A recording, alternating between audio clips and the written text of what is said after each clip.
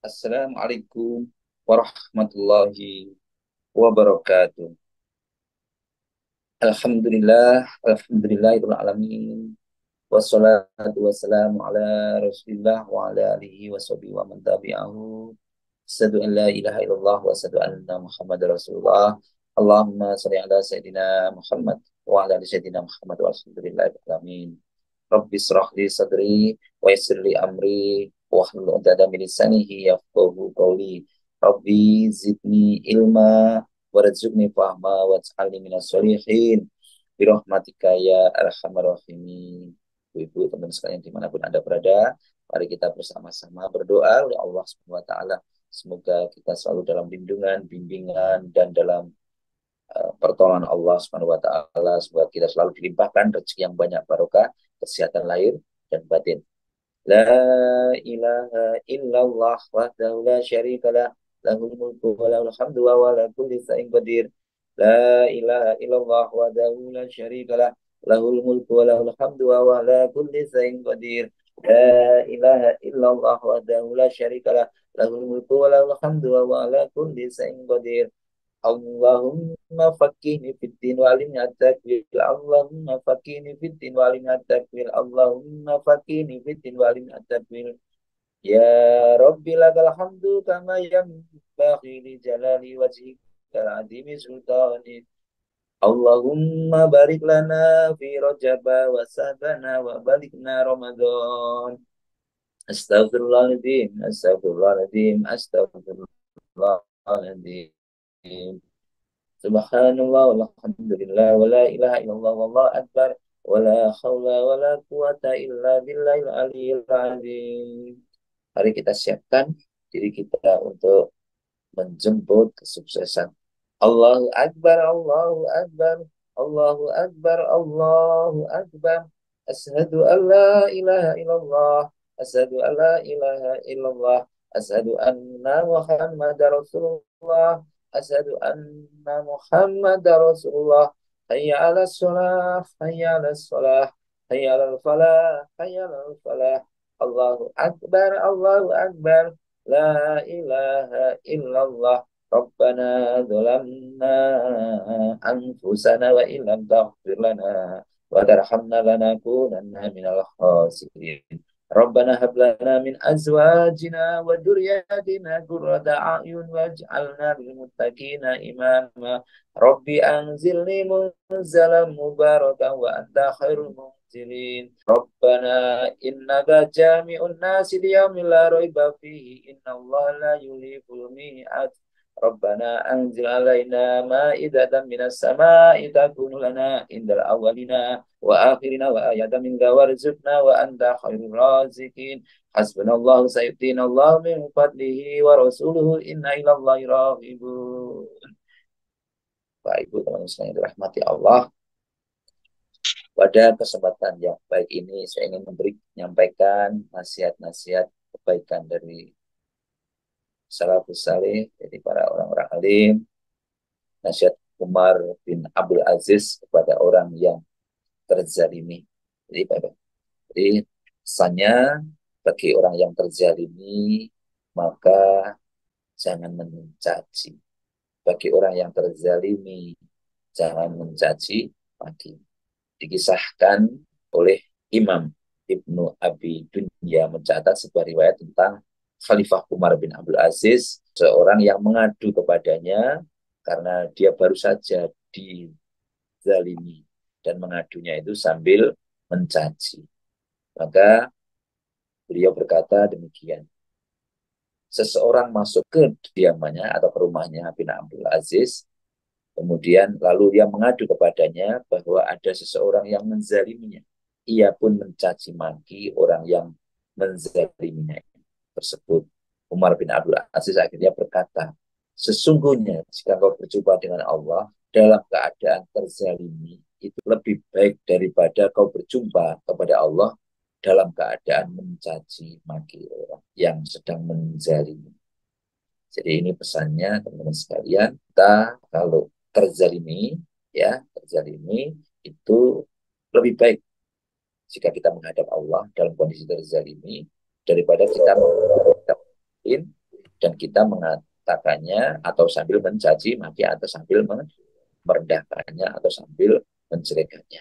Maka cara pandang kita saat mengalami terdolimi ya atau didolimi itu kita ubah apabila kezaliman itu datang kepada kita, maka cukup kita laporkan kepada Allah Subhanahu wa taala.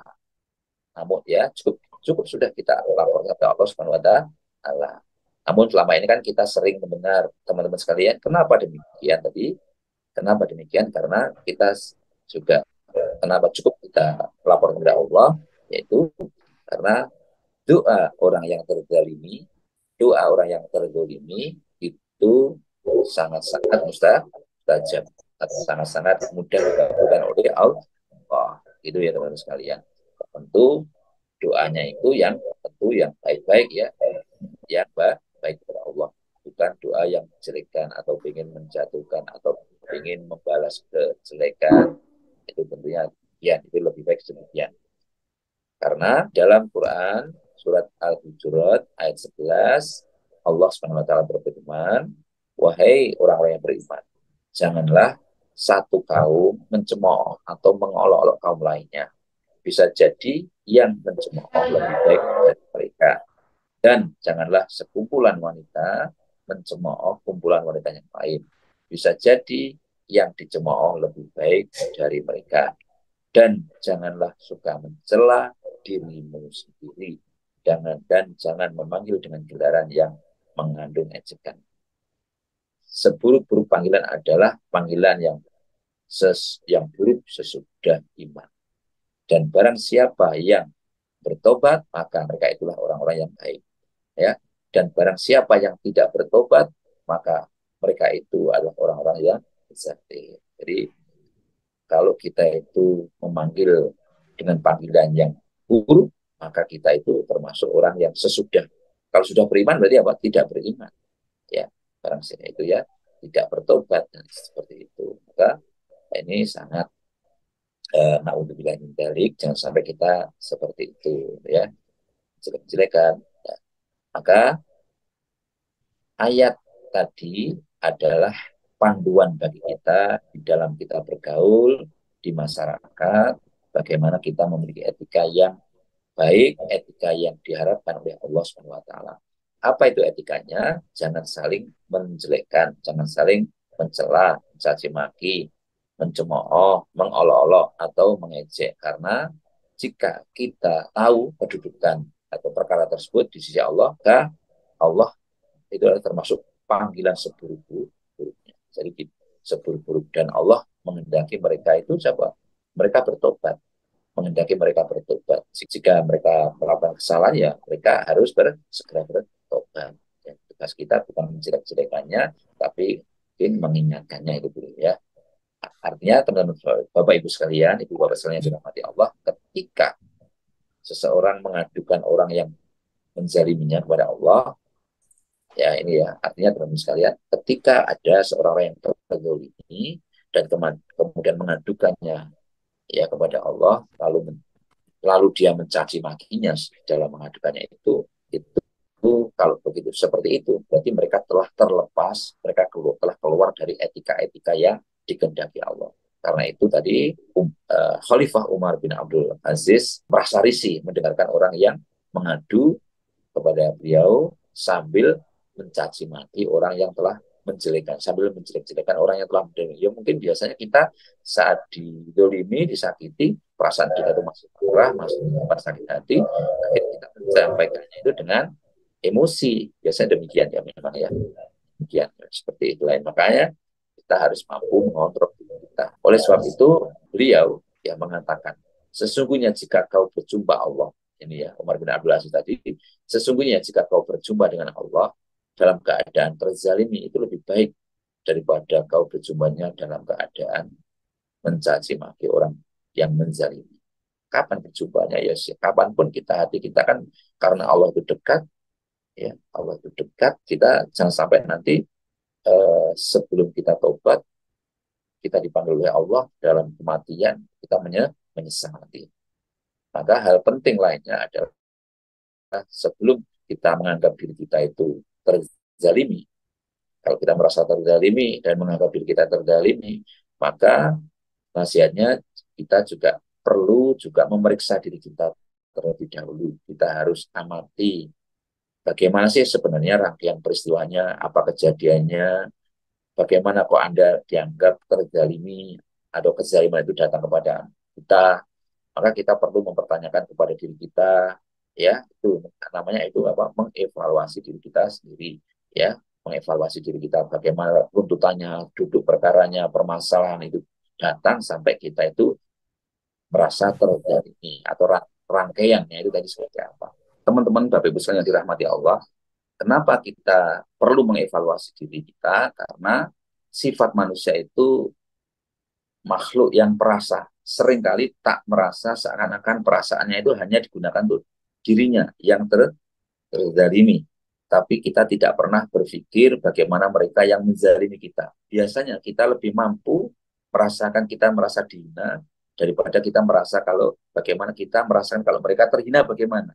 Ini kita tidak pernah merasakan. Itu ini sudah sunatullahnya demikian. Maka perlunya kita memang mengevaluasi diri kita. Bagaimana sih perasaannya mereka? Ya, kita seringkali hanya mementingkan perasaan diri kita tanpa memperhatikan bagaimana perasaan orang lain. Intinya seperti itu. Belum lagi ditambah lagi nanti mungkin ada perasaan kebencian, perasaan yang masuk kita, terus ada merasa terhina atau cacian tadi dan yang terus berkembang, ya itu akhirnya muncullah akhirnya perasaan hina, perasaan sakit hati, akhirnya muncul fitnah, muncul kata-kata kasar, muncul kata-kata yang gelap gulita, jadi yang dilihat hanya kejelekan-kejelekannya saja. Kita tidak tahu di balik itu sebenarnya ada masalah apa, pesan-pesan apa yang ingin disampaikan. Ya, kita hanya bisa melihat kesalahan dan keburukan orang lain. Ya, ini sangat berbahaya sekali teman-teman sekalian. Ya, ini sangat berbahaya sekali tentu. Tentu ini sangat berbahaya. Karena itu, mari kita perlahan-lahan. Kalau itu yang terjadi, kita hanya gelap mata, kita akhirnya lupa kita memandang orang lain. Bahwa di orang lain tadi ada kebaikan-kebaikan. Bahkan kepada orang yang baik pun, orang yang alim pun, kita akhirnya lupa. Karena yang kita ingat hanya kejelekan-kejelekannya, ya.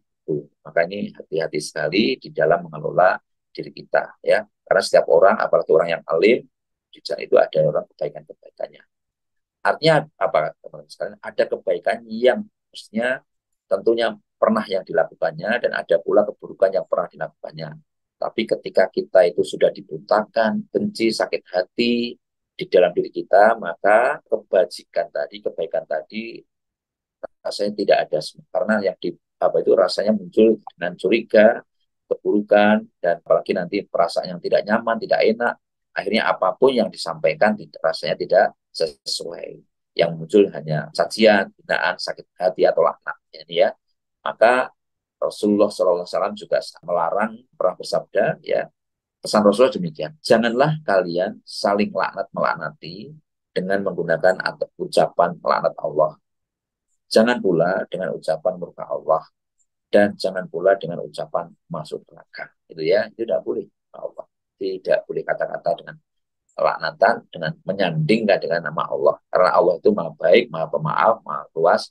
Terus kita sandingkan dengan kejelekan itu tidak boleh. Tidak boleh. Ya. Walaupun kita tuh posisinya memang terzalimi. Walaupun kita tuh posisinya memang dihina. Tapi kita tidak boleh. Kita tetap harus memaafkan. Di samping itu, kalau kita itu didolimi, sebenarnya kita itu memiliki peluang yang besar. Bagi orang yang terzalimi memiliki peluang amal yang besar yang tidak dimiliki oleh orang yang mendolimi kita.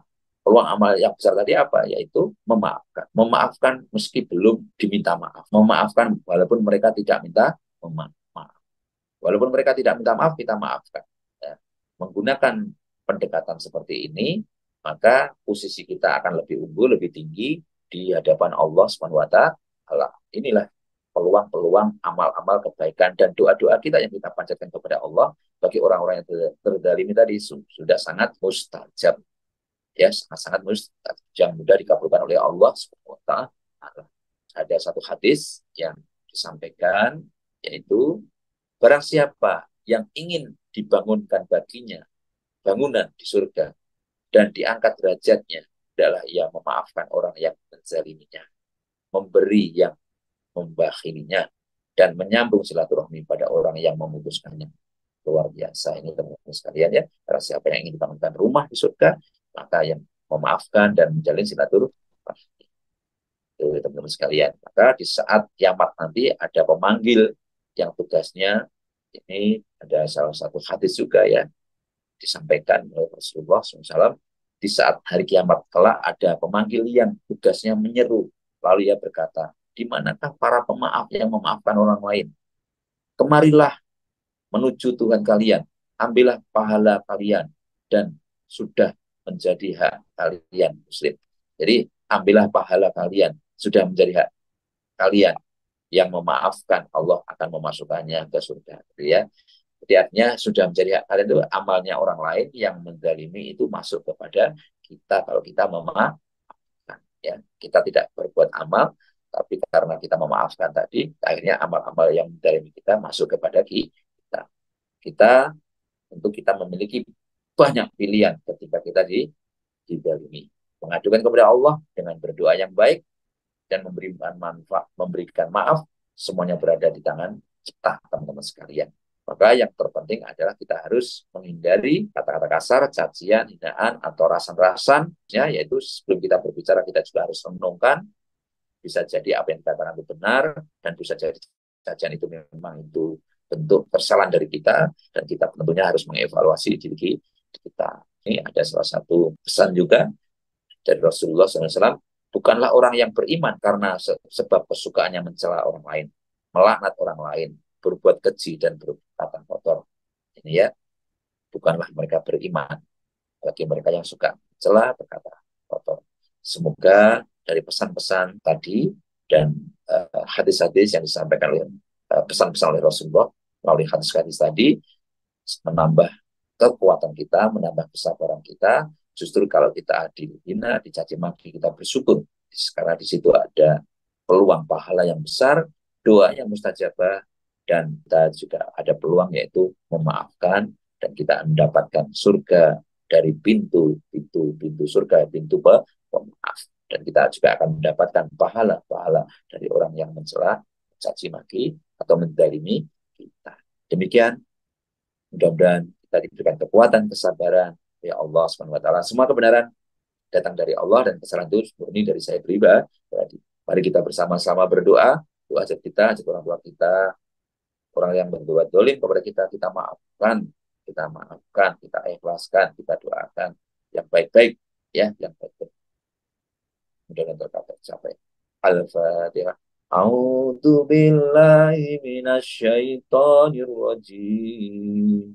Bismillahirrahmanirrahim. Alhamdulillahi rabbil alamin. Ar-Rahmanir-Rahim. Maliki yaumiddin. Iyyaka na'budu wa iyyaka nasta'in. Ihdinas siratal mustaqim. Siratal ladzina an'amta 'alaihim ghairil maghdubi 'alaihim waladdallin. Amin. Monggo dilanjut.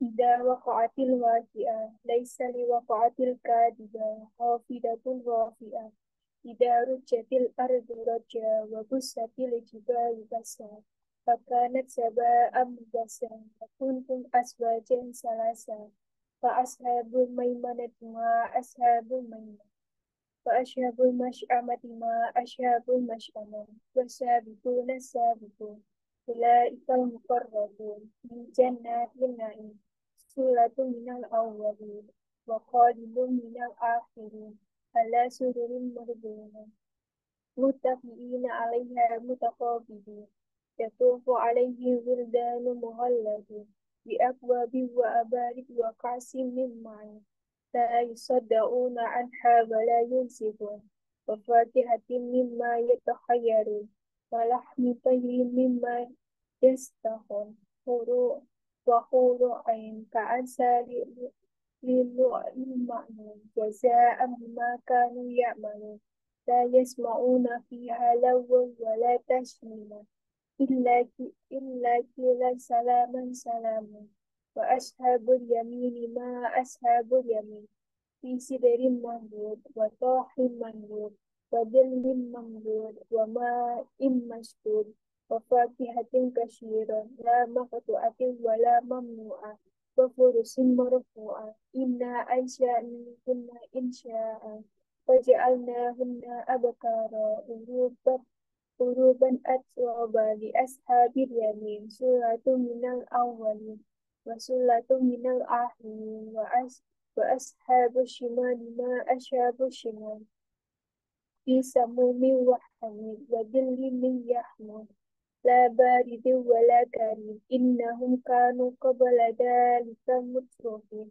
وكانوا يشيرون على الخنزير الأبيض وكانوا يقولون أئذا متنا وكنا ترابا وعظاما إنا لمبعوثون أو آباؤنا الأولون قل إن الأولين والآخرين لا مجموعون إلى ميقات يوم معلوم ثم إنكم أيها الضالون المكذبون لآكلون من شجر من زقوم فمالئون منها البطون والشاربون عليه من الحميم فشاربون شرب الحميم هذا نزلهم يوم الدين نحن خلقناكم فلولا تصدقون أفرأيتم ما تحمون أأنتم تخلقونه أم نحن الخالقون نحن قدرنا بينكم الموت وما نحن بمسبوقين على أن نبدل أمثالكم أنشئكم فيما لا تعملون ولقد علمتم النشأة الأولى فلولا تذكرون أفرأيتم ما تحرثون أأنتم تزرعونه أم نحن الزارعون لو نشاء لجعلناه حطاما فظلتم تفكرون إنا لمغرمون بل نحن محرومون أفرأيتم الماء الذي تشربون أأنتم أنزلتموه من المزن أم نحن المنزلون لو نشاء لجعلناه زجاجا فلولا تشكرون أفرأيتم النار التي تهرون أأنتم أنشأتم شجرتها أم نحن المنشئون نحن جعلناها تذكرة ومتاعا للمقيم فسبح باسم ربك الأعلى فلا أقسم بمواقع النجوم وإنه لقسم لو تعلمون عليم إنه لقرآن كريم في كتاب لا يسمع لا يسمعه إلا المطهرون تنزل من رب العالمين أفبهذا الحديث أنتم مدحنون وتجعلون رزقكم أنكم تكذبون فلولا إذا بلغت الحلقوم وأنتم حينئذ تنظرون ونحن أقرب إليه منكم ولكن لا تبصرون فلولا إن كنتم خير مدينين ترجعونها إن كنتم صادقين فأما إن كان من المقربين فريحان وجنة النعيم وأما إن كان من أصحاب اليمين فسلام لك من أصحاب اليمين وأما إن كان من المقدمين الضالين فنزل من حميم وتصلية الجحيم إن هذا له الحق اليقين فسبح باسم ربك العظيم صدق الله العظيم